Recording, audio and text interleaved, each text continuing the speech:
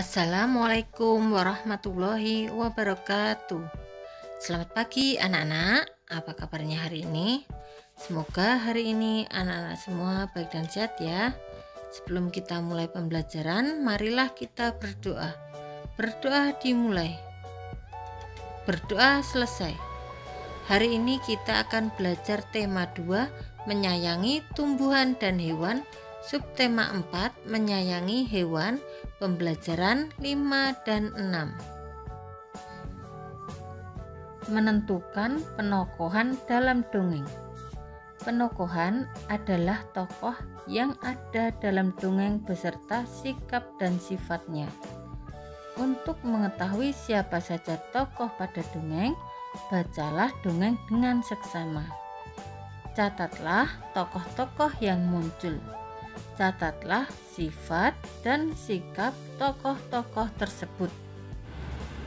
Pecahan senilai. Pecahan senilai adalah pecahan yang memiliki nilai yang sama dengan pecahan lain. Perhatikan contoh berikut. Ayah memiliki sepetak tanah. Setengah bagian tanah akan dijadikan tempat untuk beternak ayam. Ayah membuat gambar setengah bagian tanah tersebut menjadi beberapa bentuk bagian gambar. Perhatikan pembagian tanah berikut. Gambar pertama, satu petak tanah utuh. Nilai pecahannya adalah 1/1. Gambar kedua, satu petak tanah dibagi menjadi 2 bagian. Nilai pecahan 1 bagian sama dengan 1/2. Gambar ketiga, satu petak tanah dibagi menjadi 6 bagian. 3 bagian sama dengan 3/6. Gambar keempat, satu petak tanah dibagi menjadi 8 bagian. 4 bagian sama dengan 4/8. Berdasarkan gambar di atas, setengah bagian tanah dapat dinyatakan dalam berbagai bentuk pecahan, walaupun bentuk pecahannya berbeda. Ketiga pecahan ini senilai. Ketiga pecahan senilai karena masing-masing menyatakan setengah dari keseluruhan bagian tanah. Jadi pecahan 1/2 sama dengan 3/6 sama dengan 4/8. Pecahan senilai juga dapat dinyatakan dalam bentuk garis bilangan pecahan berikut. Berdasarkan garis bilangan, pecahan senilai dihubungkan dengan garis putus-putus. Contoh, 1/3 senilai dengan 2/6 atau 1/3 sama dengan 2/6. Contoh selanjutnya, 1/4 senilai dengan 2/8 atau 1/4 sama dengan 2/8.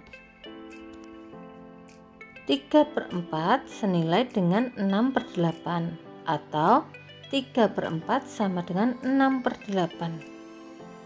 Kemudian 2/5 senilai dengan 4/10 atau 2/5 sama dengan 4/10. Pembagian tugas di lingkungan sekolah. Apakah kamu pernah berbagi peran dan tugas di sekolah? Pembagian peran dilakukan untuk mencapai tujuan bersama. Contoh pembagian peran yang sering dilakukan di sekolah adalah saat piket kelas. Setiap siswa yang bertugas piket memiliki tugas dan peran yang berbeda-beda. Ada siswa yang bertugas menyapu, ada juga bertugas membersihkan meja di kelas. Walaupun memiliki tugas masing-masing, setiap siswa tetap harus saling membantu. Tolong-menolong dan bekerja sama akan membuat pekerjaan menjadi lebih ringan dan cepat selesai. Ini contoh gambar piket kelas ya anak-anak ya. Ada yang menyapu, mengepel, dan ada yang mengangkat kursi. Dengan bekerja sama juga dapat menumbuhkan rasa kebersamaan. Membuat gambar cerita dari dongeng yang didengar. Berikut cara membuat gambar cerita dari cerita yang didengar. 1. Dengarkan dengan seksama cerita tersebut. 2. Catatlah unsur-unsur pada cerita tersebut. 3. Buatlah gambar yang dapat mewakili cerita. Jika membuat banyak gambar, buatlah gambar sesuai alur cerita. Melaksanakan tugas sesuai peran dalam lingkungan sekolah. Ayo, ingat kembali anggota warga sekolah. Diskusikan dengan teman-temanmu tugas masing-masing. Menentukan nilai pecahan.